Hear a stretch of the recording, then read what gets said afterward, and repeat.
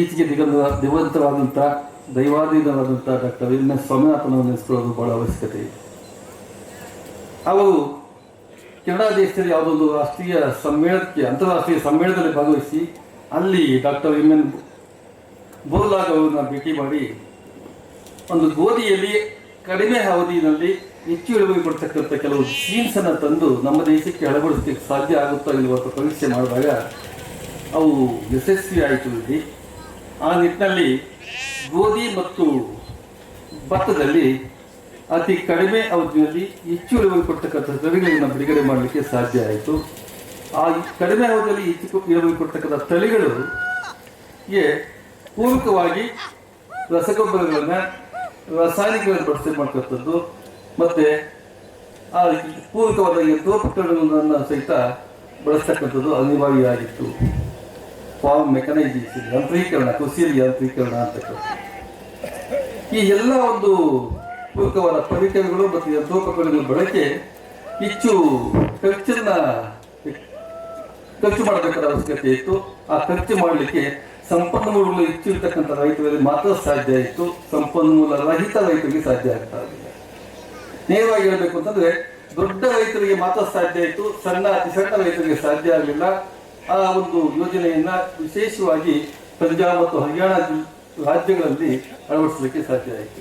ಹೆಚ್ಚು ನೀರಾವರಿ ಇರ್ತಕ್ಕಂಥ ರಾಜ್ಯಗಳು ನಮ್ಮ ಮಂಡ್ಯ ಜಿಲ್ಲೆಯಲ್ಲಿ ಸಹಿತ ಒಂದು 2 ಮಳವಳ್ಳಿ ತಾಲೂಕಿನಲ್ಲಿ ಸಹಿತ ಅದನ್ನ ಆ ಒಂದು ಕಾಲಘಟ್ಟದಲ್ಲಿ ಯೋಜನೆಯನ್ನು ಅನುಷ್ಠಾನಗೊಳಿಸಲಾಯಿತು.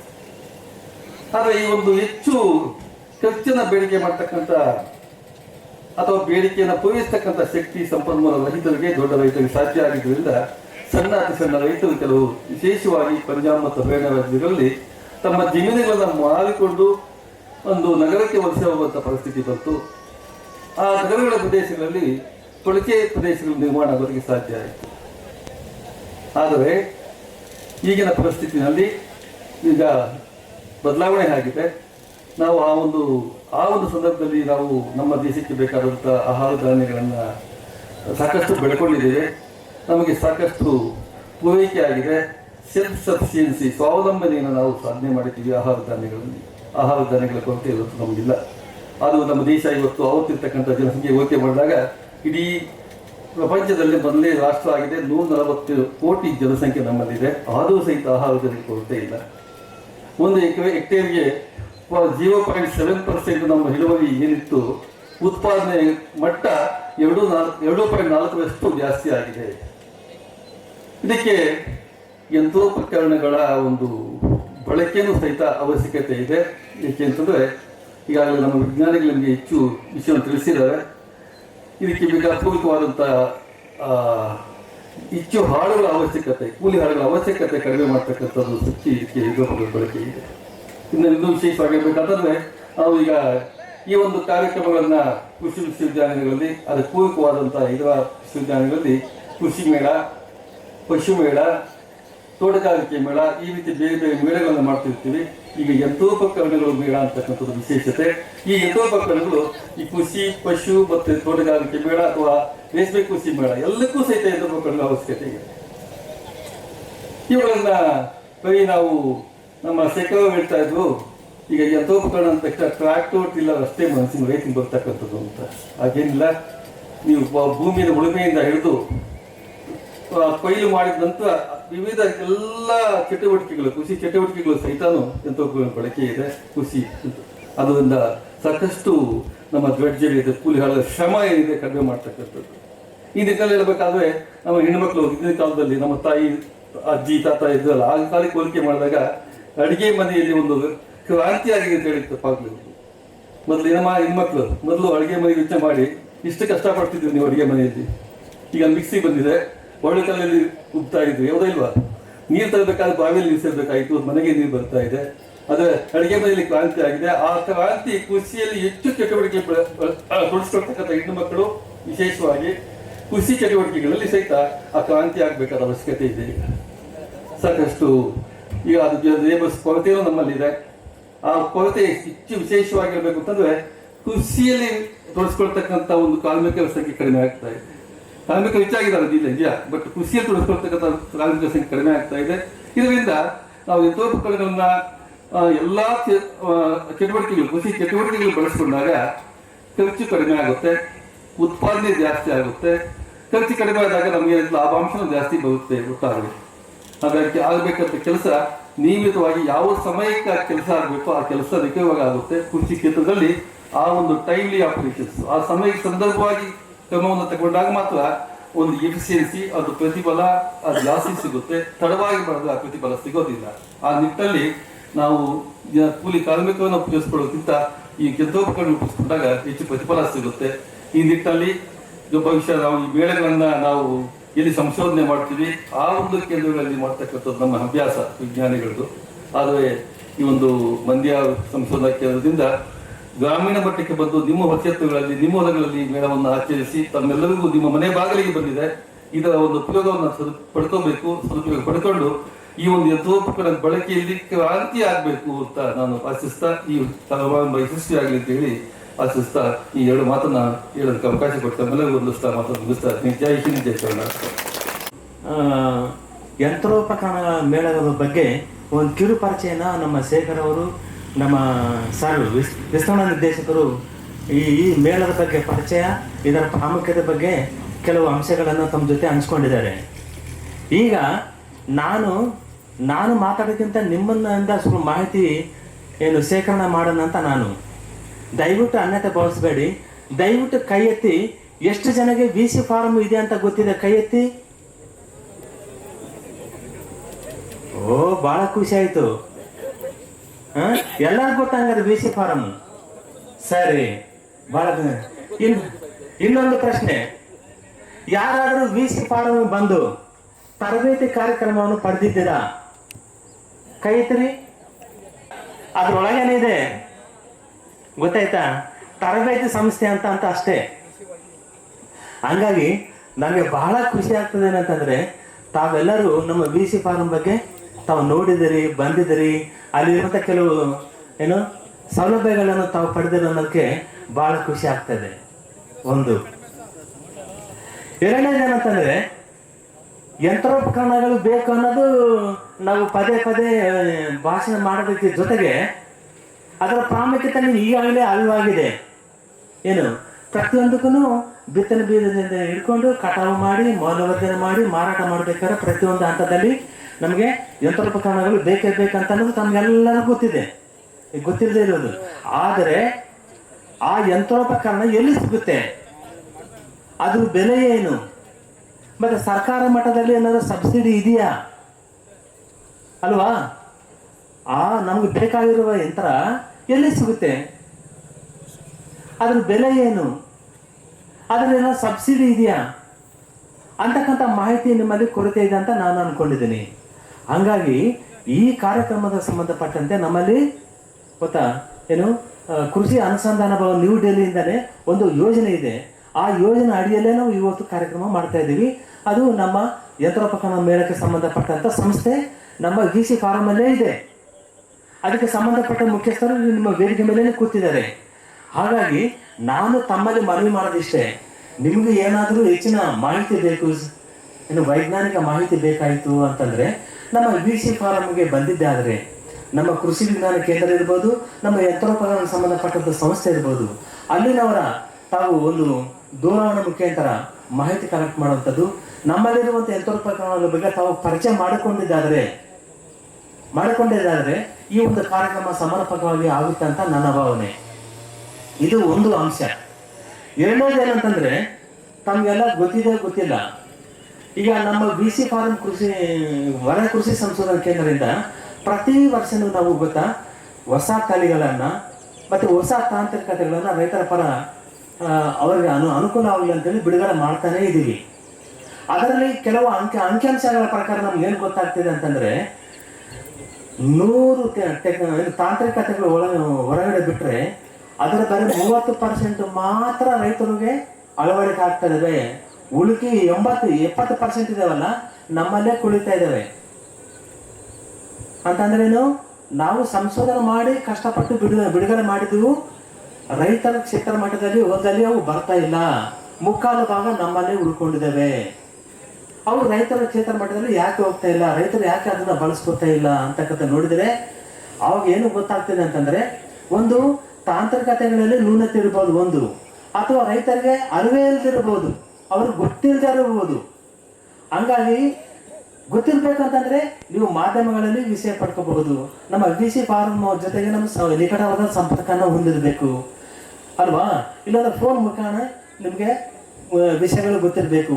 ಅಥವಾ ಇಂಥ ಕಾರ್ಯಕ್ರಮಗಳು ಮಾಡಿದಾಗ ಏನಾಗುತ್ತಾ, ಈ VC ಫಾರಂ ಅಲ್ಲಿ ಯಂತ್ರೋಪಕರಣ ಮೇಳಗಳ ಬಗ್ಗೆ, ಯಾಂತ್ರೀಕರಣಗಳ ಬಗ್ಗೆ, ಯಂತ್ರಗಳ ಬಗ್ಗೆ ನಮಗೆ ಮಾಹಿತಿ ಸಿಗುತ್ತಂತ ಅರಿವು ನಿಮಗೂ ಇರಬೇಕು. ಹಾಗಾಗಿ ಈಗ ಈ ಮುಂದೆ ಕಾರ್ಯಕ್ರಮದಲ್ಲಿ ಈಗ ಸಂಬಂಧಪಟ್ಟ ವಿಜ್ಞಾನಿಗಳಿದಾರಲ್ಲ, ಅವ್ರ ಫೋನ್ ನಂಬರ್ನ ತಾವು ಕೇಳಿ ಪಡ್ಕೊಳ್ಳಿ. ಏನಾದರೂ ಯಂತ್ರೋಪಕರಣಗಳ ಬಗ್ಗೆ ಮಾಹಿತಿ ಬೇಕಂದಾಗ ಫೋನಲ್ಲಿ ಮಾತಾಡಿ, ಅವಶ್ಯಕತೆ ಇದ್ದರೆ VC ಫಾರಂಗೆ ದಯವಿಟ್ಟು ಬನ್ನಿ ಅಂತಕ್ಕಂಥ ಮಾತನ್ನು ನಾನು ಹೇಳಕ್ಕೆ ಇಷ್ಟಪಡ್ತೇನೆ. ಮೂರನೇ ಪಾಯಿಂಟ್ ಏನಂದ್ರೆ, ಈಗ ನಮ್ಮ ಸಾಮಾನ್ಯ ಕುಲಪತಿಗಳು ಹೇಳ್ಕೊಂಡಿದ್ದಾರೆ ಗೊತ್ತಾ, ಇವತ್ತು ಹಳ್ಳಿಗೆ ಹೋದ್ರೆ ಎಲ್ಲ ಅದೊಂದು ವೃದ್ಧಾಶ್ರಮ ಥರ ಆಗಿದೆ ಗೊತ್ತಾ. ಇವತ್ತು ಕೃಷಿಯಲ್ಲಿ ದುಡಿಯುವ ಕೈಗಳು ಏನಾಗಿದ್ದಾವೆ, ಎಲ್ಲ ಪಟ್ಟಣಗಳಲ್ಲಿ ಗೂಳೆ ಹೋಗಿದ್ದಾವೆ. ಅವ್ರನ್ನ ಮತ್ತೆ ಮರಳಿ ಮಂಡಿಗೆ ತರಬೇಕು ಅಂತಕ್ಕಂಥದ್ದೊಂದು ಈ ಸಂದರ್ಭದ ಬಗ್ಗೆ ಬಹಳ ಒತ್ತಿ ಮಾತಾಡ್ತಿದ್ದಾರೆ. ಹಾಗಾಗಿ ಈಗ ದುಡಿಯುವ ಕೈಗಳು ನಮ್ಮ ಪಟ್ಟಣ ಪ್ರದೇಶಕ್ಕೆ ಹೋದಾಗ, ಬಟ್ ಇಲ್ಲಿ ಕೃಷಿ ಮಾಡೋರು ಯಾರು, ಆದರೆ ಕೃಷಿ ಮಾಡೋರು ಯಾರು, ನಮ್ಮ ಆದಾಯವನ್ನು ದ್ವಿಗುಣಗೊಳಿಸೋದು ಹೇಗೆ ಅನ್ನೋದು ಸಮಸ್ಯೆಗಳು ಉದ್ಭವ ಆಗ್ತದೆ. ಹಾಗಾಗಿ ನಾನು ಹೇಳೋದೇನಂದ್ರೆ, ಇಲ್ಲಿ ನೋಡಿದರೆ ಅರ್ಧಷ್ಟು 50% ಅಂದ್ರೆ 50% ಇದಾರಲ್ಲ ನಮ್ಮ ಹೆಣ್ಮಕ್ಳಿದ್ದಾರೆ. ಅವರು ನಮ್ಮ ಗಂಡು ಮಕ್ಕಳಿಗಿಂತ ಬಹಳ ಸಾಮರ್ಥ್ಯ ಹೊಂದಿರೋದ್ರಿಂದ ಅವರ ಜವಾಬ್ದಾರಿಯನ್ನು ನಮ್ಮ ಮಹಿಳೆಯರು ಹೊತ್ಕೋಬೇಕಂತ ನಾನು ಈ ಸಂದರ್ಭದಲ್ಲಿ ಕೇಳ್ಕೊತಾ ಇದ್ದೀನಿ. ಹಾಗಾಗಿ ಅವರನ್ನ ಸಾಕಷ್ಟು ಸಬಲೀಕರಣ ಮಾಡ್ಬೇಕು. ನಾವು ಸಬಲೀಕರಣ ಆಗ್ಬೇಕಂದ್ರೆ ವಿಜ್ಞಾನಿಗಳ ಸಂಪರ್ಕ ಆಗ್ಬೇಕು, ತರಬೇತಿ ಕಾರ್ಯಕ್ರಮಗಳು ತಗೋಬೇಕು, ಪ್ರಾತ್ಯಕ್ಷಿಕೆಗಳ ಬಗ್ಗೆ ಅವರು ಮಾಹಿತಿಯನ್ನ ಪಡ್ಕೋಬೇಕು. ಹೆಚ್ಚಿನ ಸಂಪರ್ಕವನ್ನು ನಮ್ಮ VC ಫಾರಂ ಜೊತೆ ಆಗ್ಬೇಕಂತಕ್ಕಂಥ ಮಾತನ್ನ ಇಲ್ಲಿ ನಾನು ಹೇಳಕ್ ಇಷ್ಟಪಡ್ತೀನಿ. ಇದ್ರ ಜೊತೆಗೆ ನಮ್ಮ ತಂದೆ ತಾಯಿಗಳಿದಾರಲ್ಲ, ನಮ್ಮ ಯುವಕರು ಯಾರು ಉಳೆ ಹೋಗ್ತಾ ಇದಾರಲ್ಲ, ತಂದೆ ತಾಯಿಗಳೇ ಮನವರಿಕೆ ಮಾಡಬೇಕು. ಅಪ್ಪ, ನೀವು ಆಧುನಿಕವಾಗಿ ನೀವು ವ್ಯವಸಾಯ ಮಾಡಿದ್ದೆ ಆದ್ರೆ ಇಲ್ಲಲ್ಲಿ ಗೊತ್ತಾ, ಇಲ್ಲಿಂದ ನಾವು ಅದೇ ಆದಾಯನ ಪಡಿಬಹುದು. ಅಲ್ಲಿ ಲಾಠಿ ಹಿಡ್ಕೊಂಡು ಸೆಕ್ಯೂರಿಟಿ ಗಾರ್ಡ್ ಕೆಲಸ ಮಾಡೋದು ಹೆಂಗಿರ್ತದೆ, ನಮ್ಮ ಸ್ವಂತ ಗದ್ದೆಯಲ್ಲಿ ನಾವು ಸ್ವಾಭಿಮಾನದಿಂದ ಬದುಕೋದು ಹೆಂಗಿರ್ತದೆ, ಇದು ತಂದೆ ತಾಯಿಗಳು ಹೇಳ್ಕೊಡ್ಬೇಕು ನೀವು ನಮ್ಮ ಯುವಕರಿಗೆ. ಏನೋ ಇಷ್ಟು ಹುಡುಕಾಸು ಬರ್ತದೆ, ಒಂದು 4-5 ತಿಂಗಳು 4-5 ಸಾವಿರ ಒಂದು ತಿಂಗಳು ಅಂತ ಅಲ್ಲಿ ಕಳಿಸೋದಲ್ಲ. ಇಲ್ಲಿ ಕಷ್ಟಪಟ್ಟು ದುಡಿಮೆ ಮಾಡಿದ್ರೆ ಇಲ್ಲಿನೂ ನಾವು ಆದಾಯವನ್ನು ದ್ವಿಗುಣಗೊಳಿಸಬಹುದು.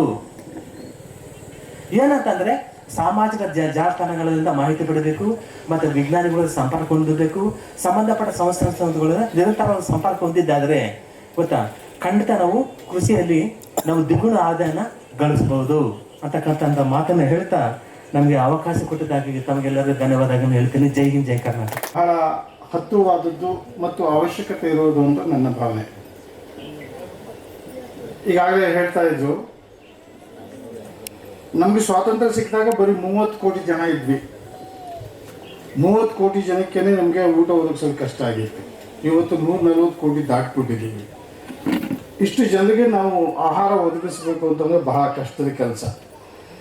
ಹಾಗಾಗಿ ನಮ್ಮ ಹತ್ರ ಇರ್ತಕ್ಕಂಥ ಜಮೀನಲ್ಲೇ ನಾವು ಬೆಳೆಗಳನ್ನ ಜಾಸ್ತಿ ಬೆಳೆದು ಎಲ್ರಿಗೂ ಊಟ ಕೊಡುವಂಥ ಜವಾಬ್ದಾರಿ ರೈತರ ಮೇಲೆ ಇರ್ತದೆ.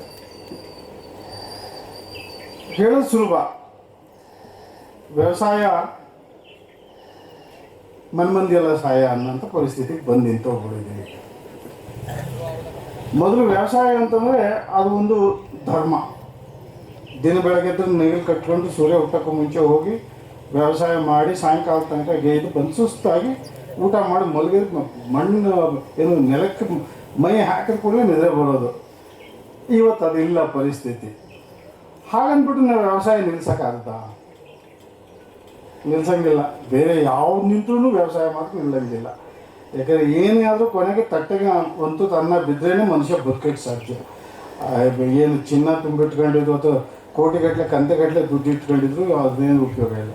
ಅನ್ನ ಆಗಿ ತಟ್ಟೆಗೆ ಬಂದಷ್ಟೇ ನಮ್ಮ ಜೀವನ ಇರೋದು. ಸೊ ಊಟವನ್ನು ಬೆಳಿಬೇಕಾದಂಥ ಜವಾಬ್ದಾರಿ ನಾವು ಬಿಡೋಕ್ಕೆ ಆಗೋದಿಲ್ಲ. ವ್ಯವಸಾಯ ನಾವು ತೊಗೊಂಡು ಹೋಗಲೇಬೇಕು. ಬಟ್ ವ್ಯವಸಾಯ ಅಂದ ಕೂಡಲೇ ಮೊದಲ ಥರ ಸರಾಗ ಅಲ್ಲ. ಈಗ ಭಾಳ ಕಷ್ಟಗಳಾಗ್ತಾ ಇದ್ದಾವೆ. ನಮ್ಮ ಟೈಮಲ್ಲಿ ಏನು ಒಂದೊಂದು ಇರಲ್ಲ, ಎಲ್ಲ ಇದ್ದಾವೆ, ಭಾಳಷ್ಟು ಇದ್ದಾವೆ. ಈಗ ಬಹಳ ಚಿಂತೆಗೆ ಹಚ್ಕೊಂಡಿರೋದು ಏನಂತಂದರೆ ವ್ಯವಸಾಯವನ್ನು ಬಿಟ್ಟು ನಮ್ಮ ಯುವಕರು ಎಲ್ಲ ಹೊರಗಡೆ ಹೋಗ್ತಾ ಇದ್ದಾರೆ ಅನ್ನೋದೇ ದೊಡ್ಡ ವಿಷಯ. ಈಗ ಜನಸಂಖ್ಯೆ ಜಾಸ್ತಿ ಇದೆ ನಿಜ, ಆದರೆ ದುಡಿಯೋರಿಲ್ಲ, ವ್ಯವಸಾಯಕ್ಕೆ ಬರೋರಿಲ್ಲ, ವ್ಯವಸಾಯ ಬಿಟ್ಟು ಹೋಗ್ತಾರೆ. ಕಾರಣಗಳು ನೀವೆಲ್ಲ ಬಹಳಷ್ಟು ತಿಳ್ಕೊಂಡಿರ್ತೀರ, ಅದನ್ನು ನಾನು ಬಿಡಿಸಿ ಹೇಳೋ ಅವಶ್ಯಕತೆಯೂ ಇಲ್ಲ. ವ್ಯವಸಾಯಕ್ಕೆ ಈಗ ಮೊದಲಿನಷ್ಟು ಪ್ರಾಮುಖ್ಯತೆ ಕೊಡ್ತಾ ಇಲ್ಲ ಜನಗಳು ಅನ್ನೋಂಥದ್ದು ಒಂದು ಕಾರಣ ಇರ್ಬೋದು. ವ್ಯವಸಾಯ ಲಾಭದಾಯಕ ಅಲ್ಲ ಅನ್ನೋಂಥದ್ದು ಇನ್ನೊಂದು ಕಾರಣ ಇರಬಹುದು. ಬಟ್ ಲಾಭದಾಯಕ ಮಾಡಲಿಕ್ಕೆ ಸಾಧ್ಯತೆ ಇದೆ. ಹೇಗೆ ಅಂತಂದರೆ ಸರಿಯಾದ ಸಮಯದಲ್ಲಿ ನಮ್ಮ ಕೃಷಿ ಕಾರ್ಯಕ್ರಮಗಳು ಆಗಬೇಕು.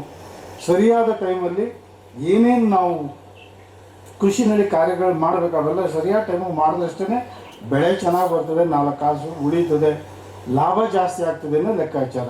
ಬಟ್ ಟೈಮ್ಲಿ ಮಾಡೋದು ಹೇಗೆ ಏನಂದರೆ ಇರುವಾಗ ಹೆಚ್ಚಿನ ಭಾಗ ಎಲ್ಲ ನಾವು ಆಳುಗಳ ಮೇಲೇ ನಾವು ಡಿಪೆಂಡ್ ಆಗ್ತಿದ್ವಿ. ಆಳುಗಳಿಂದನೇ ಎಲ್ಲ ಕೆಲಸಗಳಾಗ್ತಾಯಿದ್ವು. ಈಗ ಆಳುಗಳನ್ನೇ ನಂಬಿ ಕೆಲಸ ಮಾಡೋದು ಭಾಳ ಕಷ್ಟ ಆಗ್ತಾಯಿದೆ. ಸೊ ಹಾಗಾಗಿ ವಿಧಿ ಇಲ್ಲದೆ ನಾವು ಈಗ ಮೆಷಿನ್ಗಳನ್ನ ನಾವು ಬಳಸುವಂಥ ಪರಿಸ್ಥಿತಿ ಇದೆ. ಮೆಷಿನ್ಗಳು ಪ್ರತಿ ಹಂತದಲ್ಲೂ ಕೂಡ ಬಳಸ್ಬೋದಾದಂಥ ಮೆಷಿನ್ಸ್ ಇದ್ದಾವೆ. ಮೊದಲು ದೊಡ್ಡ ದೊಡ್ಡವೆಲ್ಲ ಬರ್ತಾಯಿದ್ವು, ಈಗ ಸಣ್ಣ ರೈತರಿಗೆ ಉಪಯೋಗ ಆಗುವಂಥ ಮೆಷಿನ್ಸ್ ಕೂಡ ಈಗ ನಮ್ಮಲ್ಲಿ ಬರ್ತಾ ಇದೆ.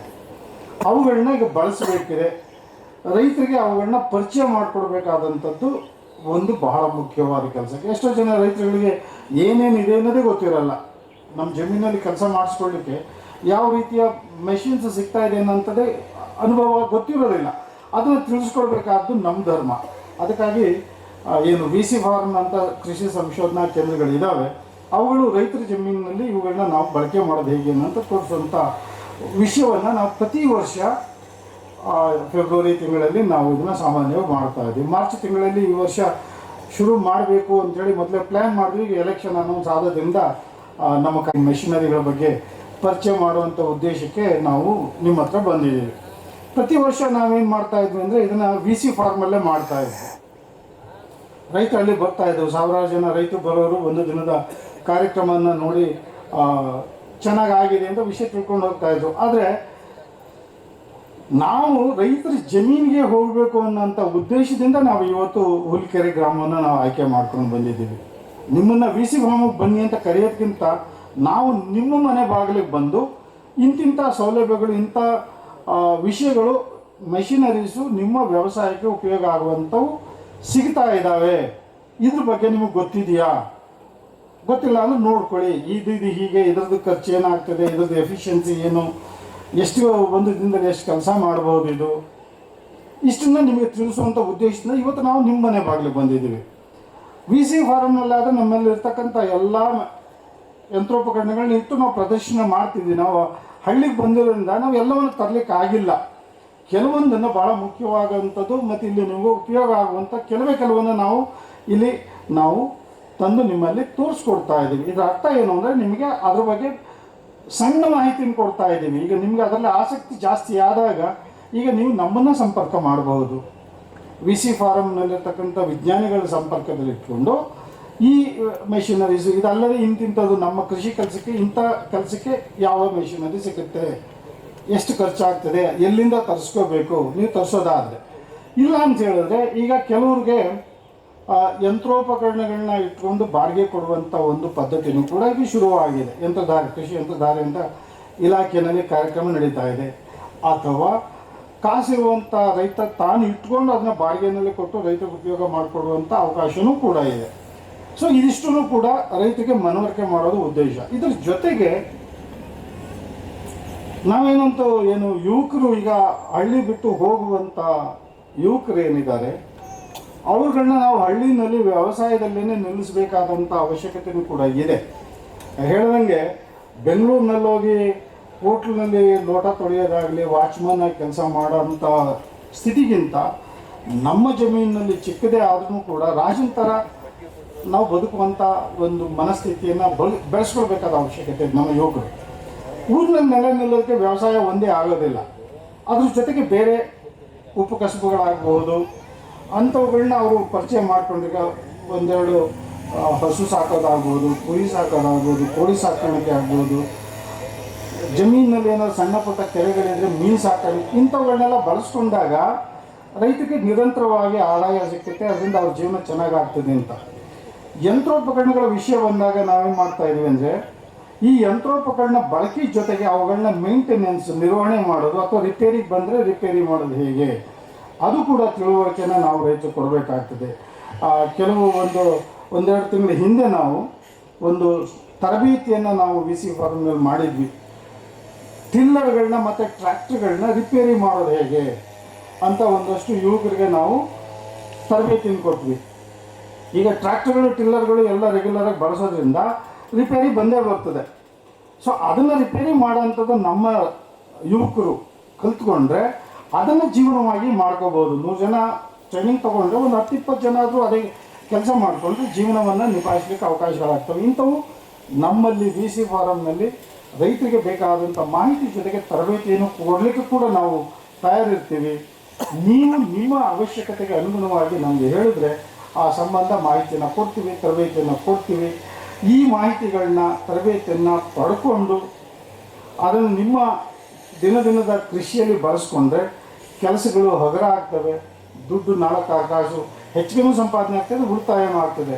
ಆ ದೃಷ್ಟಿನಲ್ಲಿ ಇವತ್ತು ಏನು ನಾವು ಕಾರ್ಯಕ್ರಮವನ್ನು ಹಮ್ಮಿಕೊಂಡು ನಿಮ್ಮ B ಹುಲ್ಲಿಕೆರೆ ಮತ್ತು ಸುತ್ತಮುತ್ತಲಿನ ಗ್ರಾಮದ ರೈತರಿಗೆ ಉಪಯೋಗ ಆಗುವಂಥ ಏನು ಯಂತ್ರೋಪಕರಣಗಳ ಬಗ್ಗಿನ ಮಾಹಿತಿಯನ್ನು ನಾವು ನಿಮಗೆ ಕೊಡ್ತಾ ಇದ್ದೀವಿ. ಇದನ್ನ ದಯವಿಟ್ಟು ತಾವೆಲ್ಲ ಬಳಸ್ಕೊಂಡು ನಿಮ್ಮ ಕೃಷಿಯಲ್ಲಿ ಅದನ್ನು ಉಪಯೋಗಿಸ್ಕೊಳ್ಳೋದ್ರಿಂದ ನಿಮಗೆ ಉಪಯೋಗ ಆಗ್ತದೆ. ಬಳಸ್ಕೊಳ್ಳಿ. ಹೆಚ್ಚಿನ ಮಾಹಿತಿಗೆ ಮತ್ತೆ ನಮ್ಮನ್ನು ನಿಮ್ಮ ಊರಿಗೆ ಕರೆಸ್ಕೊಳ್ಳಿ ಅಥವಾ VC ಫಾರ್ಮಿಗೆ ನೀವು ಬನ್ನಿ ಅಂತ ಹೇಳ್ಕೊತಾ ನನ್ನ ಒಂದೆರಡು ಮಾತುಗಳನ್ನ ಮುಗಿಸ್ತೇನೆ. ಈ ಅವಕಾಶಕ್ಕಾಗಿ ತಮ್ಮೆಲ್ಲರಿಗೂ ಮತ್ತೆ ಧನ್ಯವಾದಗಳು. ಅವರಿಗೆ ಧನ್ಯವಾದಗಳನ್ನು ತಿಳಿಸ್ತಾ ಇದ್ದೀನಿ. ಈಗ ಈ ಒಂದು ವೇದಿಕೆಯ ಕಾರ್ಯಕ್ರಮದ ಕೊನೆ ಅಂತ ವಂದನಾರ್ಪಣೆ ಆದ ತಕ್ಷಣ ಈ ಪ್ರಾತ್ಯಕ್ಷಿಗಳ ಕಾರ್ಯಕ್ರಮ ಮಧುಪ್ರಸಾದ್ ಸರ್ ಅವರಿಗೆ ತುಂಬ ಹೃದಯ ಧನ್ಯವಾದಗಳು. ಅವರಿಗೂ ಧನ್ಯವಾದಗಳು. ಮತ್ತು ಮುಖ್ಯ ಅತಿಥಿಗಳು ಅಂತ ತಗೊಂಡಾಗ ನಮ್ಮ ಕೇಂದ್ರದ ಡೀನ್ ಮತ್ತು ಆವರಣದ ಮುಖ್ಯಸ್ಥರಾದ ಡಾಕ್ಟರ್ D ರಘುಪತಿ ಅವರು ವಾಹನದ ಸೌಲಭ್ಯದಿಂದ ಹಿಡಿದು ಪ್ರತಿಯೊಂದು ಇದನ್ನು ನಾನು ಹಿಂದೆ ಇದ್ದೀನಿ ಅಂತ ಹೇಳಿ ನಮಗೆ ಎಲ್ಲನೂ ಸಹಕಾರ ಮಾಡಿರ್ತಾರೆ. ಅವ್ರಿಗೂ ಕೂಡ ಧನ್ಯವಾದಗಳು. ಅದೇ ರೀತಿ ಹಿರಿಯ ವಿಜ್ಞಾನಿ ಡಾಕ್ಟರ್ ಕೆರೋಲಿನ್ ರತಿನಕುಮಾರಿ ಮೇಡಮ್ ಅವರು, ಇವರು ಈ ಕಾರ್ಯಕ್ರಮದ ಸಹ ಸಂಯೋಜಕರು ಕೂಡ ಆಗಿರ್ತಾರೆ. IIHR ಬೆಂಗಳೂರಿಂದ ಬಂದಿರ್ತಾರೆ. ಅವ್ರಿಗೂ ನಮಸ್ಕಾರ. ಮತ್ತು ಡಾಕ್ಟರ್ ನರೇಶ್ ಅವರು KVK ಮುಖ್ಯಸ್ಥರು. ಇದು KVK ಅಡಾಪ್ಟೆಡ್ ವಿಲೇಜ್ ಆಗಿರೋದ್ರಿಂದ ಅವರನ್ನು ಪ್ರಥಮ ಬಾರಿಗೆ ನಾವು ಕೇಳ್ಕೊಂಡಾಗ ಆಯಿತು ನಾವು ಫಾರ್ಮರ್ಸನ್ನು ಸೇರಿಸ್ತೀವಿ ಮತ್ತು ಅವ್ರಿಗೆ ಅರಿವು ಮೂಡಿಸೋ ಕಾರ್ಯ ನಾವು ಮಾಡೋಣ ಅಂತ ಹೇಳಿ ನಮ್ಮನ್ನು ಇಲ್ಲಿವರೆಗೂ ಕರ್ಕೊಂಬಂದಿರ್ತಾರೆ. ಬೇವನಹಳ್ಳಿ ಗ್ರಾಮದ ಸುತ್ತಮುತ್ತಲ ಇವ್ರನ್ನೆಲ್ಲ ಸೇರಿಸಿರ್ತಾರೆ. ಸರ್ ನಿಮಗೆ ತುಂಬ ಹೃದಯದ ಧನ್ಯವಾದಗಳು. ಅದೇ ರೀತಿ ನಮ್ಮ ಸಂಶೋಧನಾ ಕೇಂದ್ರ ಮತ್ತು ಕೃಷಿ ವಿಜ್ಞಾನ ಕೇಂದ್ರ, ಕೃಷಿ ಮಹಾವಿದ್ಯಾಲಯದ ಬೋಧಕ ಮತ್ತು ಬೋಧಕೇತರ ಸಿಬ್ಬಂದಿ ವರ್ಗದವರಿಗೆ ತುಂಬ ಹೃದಯದ ಧನ್ಯವಾದಗಳು. ಮತ್ತು ಈ ಕಾರ್ಯಕ್ರಮ ಇಷ್ಟು ಯಶಸ್ವಿಯಾಗಲು ಮತ್ತು ಈ ಮೇಳದಲ್ಲಿ ಭಾಗವಹಿಸಿ ಇಷ್ಟೊತ್ತವರೆಗೂ ನಾವೇನು ಪಾಠ ಮಾಡಿರ್ಬೋದು, ಇಲ್ಲ ಒಂದು ತಾಂತ್ರಿಕತೆಗಳನ್ನ ಹೇಳಿರ್ಬೋದು, ಅದನ್ನೆಲ್ಲ ಕೇಳಿಸ್ಕೊಂಡು ಮತ್ತು ಅದನ್ನೆಲ್ಲ ನಿಮ್ಮ ಜಮೀನಲ್ಲಿ ಅಳವಡಿಸ್ಕೊತೀರಾ ಅಂತ ತಿಳ್ಕೊತ ಭಾಗವಹಿಸಿ ಮೇಳ ಇಷ್ಟು ಯಶಸ್ವಿ ಆಗೋಕ್ಕೆ ಕಾರಣ ಆಗಿರುವಂಥ ಎಲ್ಲ ರೈತ ಬಂಧುಗಳಿಗೂ ಧನ್ಯವಾದಗಳನ್ನ ತಿಳಿಸೋಕೆ ಇಷ್ಟಪಡ್ತೀನಿ. ಅದೇ ರೀತಿ ಡಾಕ್ಟರ್ ಜಯಶ್ರೀ ಅವರು ನಮ್ಮ ಕೃಷಿ ಇಂಜಿನಿಯರಿಂಗ್ ವಿಭಾಗದ ಮುಖ್ಯಸ್ಥರು, ವಿಶ್ವವಿದ್ಯಾನಿಲಯ ಬೆಂಗಳೂರಿಂದ ಬಂದಿರ್ತಾರೆ. ಅವ್ರಿಗೂ ಕೂಡ ಧನ್ಯವಾದಗಳು. ಮತ್ತು ಈ ಕಾರ್ಯಕ್ರಮ ಇಷ್ಟು ಯಶಸ್ವಿಯಾಗಿ ನಡೆಸೋದಕ್ಕೆ ಮುಂದೆ ನೀವು ನೋಡ್ತಾ ಇರ್ಬೋದು, ಅದ್ರ ಹಿಂದೆ ತುಂಬ ಕೈಗಳಿರುತ್ತೆ. ಸೊ ಹಾಗಾಗಿ ಪ್ರತ್ಯಕ್ಷವಾಗಿ ಮತ್ತು ಪರೋಕ್ಷವಾಗಿ ಸಹಕರಿಸಿದ ಎಲ್ಲರಿಗೂ ಧನ್ಯವಾದಗಳನ್ನ ತಿಳಿಸ್ತಾ ಈಗ ಪ್ರಾತ್ಯಕ್ಷಿಕೆಗಳನ್ನ ಒಂದೊಂದನ್ನೇ ತೋರಿಸ್ತೀವಿ. ಎಲ್ಲ ಗಣ್ಯರ ಜೊತೆಗೆ ಎಲ್ಲರೂ ಜಾಯ್ನ್ ಆಗಬೇಕು. ಮತ್ತು